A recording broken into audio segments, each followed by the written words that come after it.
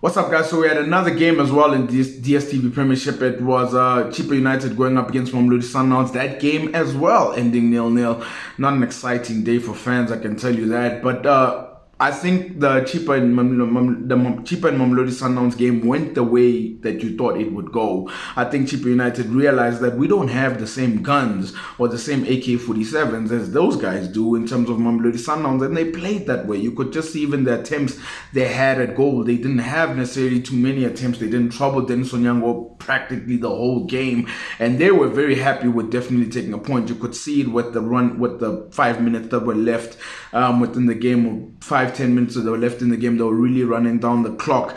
I will give Mamelodi Sundowns credit in the sense that I did not see a team that was not trying to score, and they kept to their philosophy and they kept on trying to unlock Chippa United, but Chippa United was stubborn. They were just not going to let it happen. I think Sundowns made changes as well. There were a number of changes that they made, and it was really not going to break through. One thing that also impressed me about Mamelodi Sundowns is that even though they committed a lot of men forward to try to get a goal, when they lost the ball, they almost anticipated at the very good points where to sort of win the ball back from Chippa. So Chippa really was not really threatening, but I understand why Gavin Hunt went with that approach, just because he just doesn't have the same guns, the same ammunition, the same players as Mamelodi Sundowns has. So for him to approach the game that way, it was coming. It was going to happen. As for Mamelodi Sundowns, the only credit I can give them is the fact that it's not like they didn't try. They were trying by all means. They tried shots from range when Serino came on.